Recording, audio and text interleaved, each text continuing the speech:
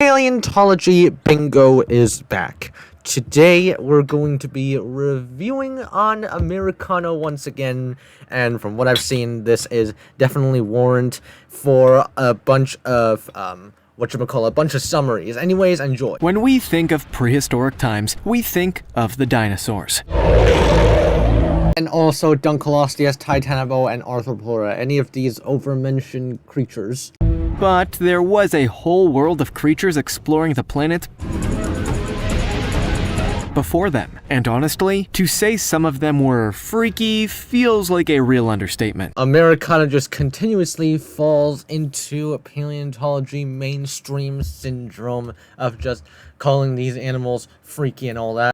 From a scientifically described Gorgon face to the oldest animal ever discovered on Earth. Here are the 15 most terrifying creatures that lived before dinosaurs. I'm curious to see what your predictions of this video is gonna be. Put them in the comments down below. Number 15, Gorgonopsia. Starting off this video, we kick it off with just Gorgonopsia. That's it. Gorgonopsia. This is a whole clade of synapsids. This segment over here is just a bunch of fact yapping for the most part. The guy tried to describe the Gorgonopsia's bone structure, with differentiated tooth shape, pillar-like shape, with ear bones. It's closest to a mammal a non-mammal could get, but I don't really know. The largest ones are claimed to be around the same size as a bear, but he probably meant the same length, judging by how Gorgonopsids look. They are much smaller than bears. Anyways, moving on. Number 14, Sonia. Introduction over here makes me convinced that Americano is part of a Sonia cult. Hear it for yourself. We hate to say it, but this is about to become a life-changing moment for you. I'm probably exaggerating, but anyways, moving on. Sonia did not live 600 million years ago. It lived 567 to 550 million years ago. The guy also said that Sonia may be one of our earliest ancestors, which is technically not wrong, but then there's the last universal common ancestor that every single life form evolved from. That last universal common ancestor, aka Luca, is a protocell of some sort. Everything else is just fact yapping. But, well, say hello to Grandpappy Sonia, kids. Number 13, Hiow. This is called Helicoprion because I'm Chinese, so I know a little bit about Mandarin. I'm not going to bore you with yapping because this entire segment over here is just yapping. By the way, it wasn't exactly a fish, it's just a fish-like animal because fishes like this is not a fish, by the way, even though its name contains fish, ichthyes. The guy also said Helicoprion lived 525 million years ago. Well, it lived 518 million years ago. That is a little nitpick, but I guess it's fine. Number 12, Aasis. Okay, so this is a jawless fish. This is a primitive jawless fish from the Ordovician. Evolution is truly a friend to those that are forced to endure the suffering of bullying. Take, for instance, the Aasis, which evolved from a helpless target into a much stronger and more resilient creature. From this, it's implying that it evolved into the Duncoloscius terrelli, which is just stupid, but he probably did not mean that. Although, it took a few thousand years, so that's probably not all that comforting. You know what? I take that back. Glad I did not summarize this part of the video. The Aasis was a unique creature in its time, and not only because it looks like Seymour II from Little Shop of Horrors. That one's for all those niche musical fans among us. I don't know how musical stuff could intertwine with these supposedly educational paleontology videos, connect with these supposedly educational paleontology videos, but whatever, moving on. In its day, the Aasis survived mostly from the nutrients and algae. Okay, I'm willing to bet that this is algae, but this does not really look like algae at all, to be honest. I've seen a bunch of algae photos and this is not one of them. That were littered amongst the sea floor. which made it, like all non-carnivores, a promising prey. It's probably accurate to estimate that the Astraspis was eaten by just about every predator alive during the Devonian period. Confusing it with Ordovician, as you can see, I am not surprised at all in the slightest. Although I didn't really expect that. Eventually, the creature had been preyed on so often that it evolved to develop a new, tougher head and body armor that would protect it against cunning predators. From what I remember, this is the debunked method of evolution. The current method of evolution is that there are a bunch of animals of the same kind, animals of the same species, as they have a bunch of mutations, they have a bunch of hereditary variations. And because of natural selection will choose the ones that are able to adapt more efficiently to survive. It's basically survival of the fittest. The others just die. And then the survival of the fittest, these animals with those whatever, they'll be able to continue reproducing so that they will become the mainstream of their animal group. Like sharks. Unfortunately, this new armor also made the 25-centimeter long Astraspis gain significant weight, up to a ton, which didn't really help protect it against predators. 1 ton for the Ordovician or even Devonian, that is huge. That would be enough to defend against predators. I have no idea what's going on with this video. I have no idea what's going on with this segment. I'm very glad I didn't skip it. The Astraspis is one of evolution's miracle stories, a prey creature that was effectively transformed into something stronger. It also looks weird, so there's that. Number 11, Pneumodesmus numani. For those of you that think we just invent names for animals, do you really think we would have thought up something as wild as the Pneumodesmus numani? Most of us can't even pronounce it. Is the dude trying to exaggerate mainstream syndrome? Is the dude trying to make mainstream syndrome look worse than it already is? I don't know why this guy treats its name like it's a holy gift from Jesus. While we know that it lived some 428 million years ago, studies have suggested that it actually lived much earlier, existing sometime in the early Devonian period. Now, the main problem is that 428 million years ago is before the early Devonian. That means the early Devonian is after 428 million years ago. So, I don't know why, but like, this guy just making stuff up. Not really making stuff up, but just mixing concepts. Fact yapping section number 671,897,148,931,000. Number 10, Nothosaurus. Nothosaurus is getting a little bit over-mentioned, so let's just summarize it as well. It's common knowledge that reptiles like crocodiles and alligators are some of the last living descendants of dinosaurs on the Earth. Never mind! Oh my gosh, what is Americano smoking? But this unusual species is actually distinctly related to lizards and snakes,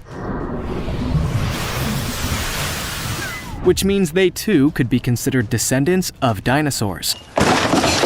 Ah, Nothosaurus, supposedly descendants of dinosaurs, when Nothosaurus was not even closely related to dinosaurs in the slightest, and even first appeared before dinosaurs even appeared. The Nothosaurus lived sometime in the Triassic period, around 200 and 250 million years ago. Please just let me summarize instead of just pointing out every single one of your mistakes here, because there's a bunch of them right now. It lived 240 to 210 million years ago, not 200 and 250 million years ago. That's a little bit weird. And is immediately recognizable by its 4-meter-long, slender body and long, extended features. Unlike many of the dinosaurs that would come later, this was a species that felt very comfortable in the water and lived a lifestyle that was probably comparable to what we now see with seals. But what makes this creature particularly intimidating is its way of hunting. While it could just grab and eat fish or other marine mammals that it happened to come across. I don't know if marine mammals existed in the late Triassic, but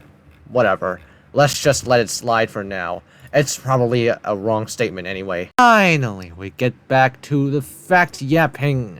Number 9, Scutosaurus. Let's see if this video is gonna have some summarizing and all that. So this first part is that the guy called Scutosaurus the creature equivalent of the rock, or a rock. Are you talking about Dwayne Johnson or just a regular old rock? That name is not unearned. The Scutosaurus was a 6-foot-long, 1,000-pound thing. Now, this is a severe underestimate. It is around 8 feet 2 inches to 9 feet 10 inches in length and had a mass of around 2,560 pounds. These are both underestimates, as you can see. With thick bones, bulky muscles, and a lot of armor plating. Roaming the floodplains of Eurasia some 250 million years ago. 250 million years ago. The Scutosaurus lived around 251.9 million years ago. 259.1 to 251.9 million years ago.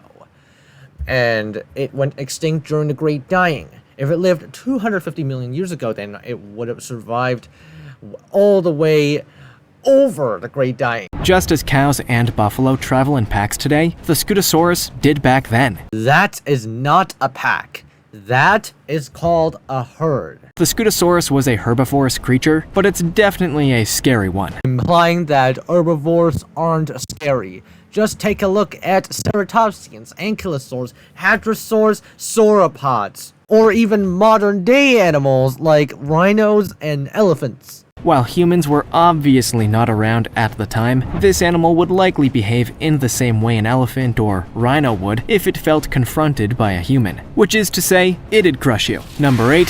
Dimetrodon angelensis. These names just get cooler and cooler. This isn't a Dilophosaurus, and I don't know what sort of standards this guy has for names. I mean, the guy treated Pneumodestimus pneumoni, the name, like it's a holy gift from Jesus, like I said. Dimetrodon angelensis is the largest known species of Dimetrodon at 4 meters long. And a pretty freaky thing to boot. Yeah, unfortunately, this is definitely a Dilophosaurus. From what I've seen, because a Dilophosaurus has an unusually small head to its body size. It's basically what you'd get if you combined a lizard with a mountain range. While the most notable feature of the Dimetrodon is that fascinating snail on their back,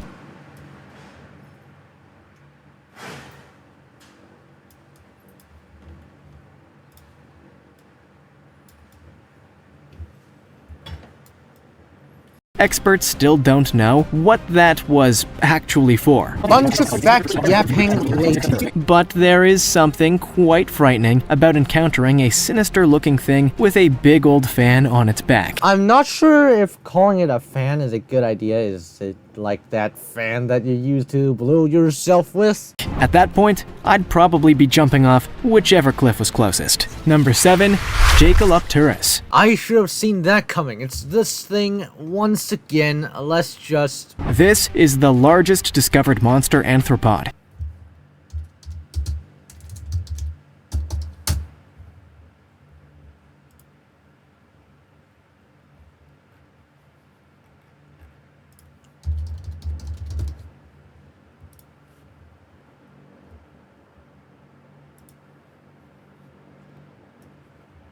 A 2.5 meter extinct creature known as the Jalopturus. The Jalopturus existed 400 million years ago. Specifically, it lived around 410.8 to 402.5 million years ago during the early Devonian, and is an ancient ancestor to our modern sea scorpion.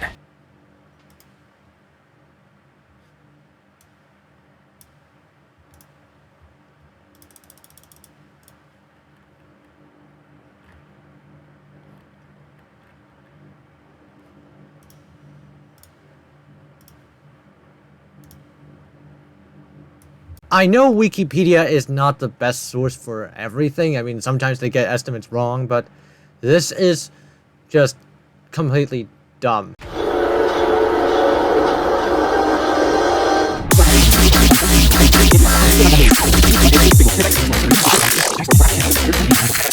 While many predators have no patience and just dive on whatever they get,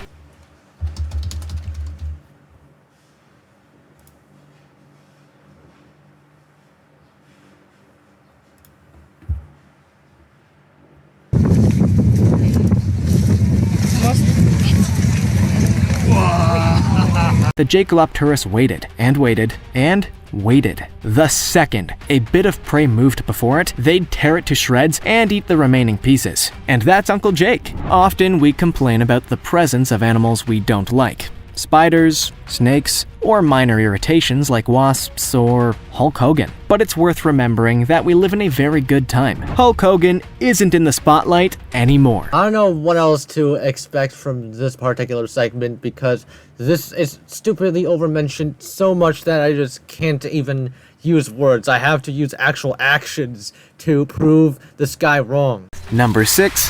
Titanicth. That's a Dunkleosteus, not a Titanicth. This is Titanicth 2024. No, the Titanicth has absolutely nothing to do with the Titanic. Just thought I'd shut that one down before the inevitable conspiracy theories begin. The Titanicth was a long marine creature from the late Devonian period. Okay, so to be a little bit more fair with this guy, there's probably no clip of Titanicth, just only clips of Dunkleosteus, and I guess that's okay replacement. And it was long. Not joking about that one. Right underneath me, he's looking for little tidbits. The Titanicth was an 8-meter long creature, Which is outdated now, but for its upload time, like in 2020 or something, it's not outdated. Fact yapping number 687. Number 5. Gorgonopsia. That's a very weird way of pronouncing it, although I'm willing to let it slide. It's always exciting when a new creature gets discovered some hundreds of millions of years after it actually existed. It's like going into a time machine. Dynamic knowledge is one of the natures of science. Paleontology is part of science, so paleontology is definitely going to be subject to natures of science. Or hearing Dr. Seuss spin some nonsense for the first time. Only real, obviously.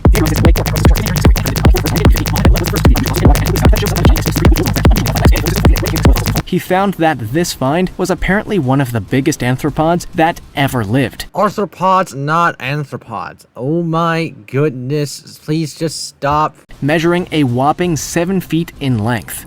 But this weird animal has also helped fill in some blanks for scientists, who have long wondered about the unusual gaps in the evolution of arthropods. For the love of God, please stop with the anthropod madness.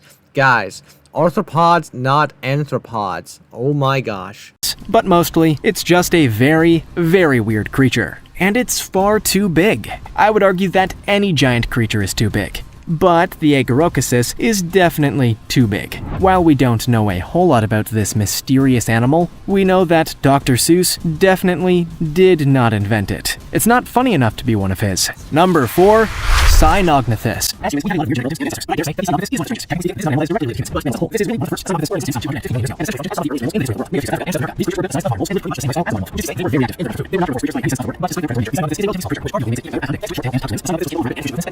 As one of the first mammals to exist on Earth, It is related to mammals, but it isn't a mammal.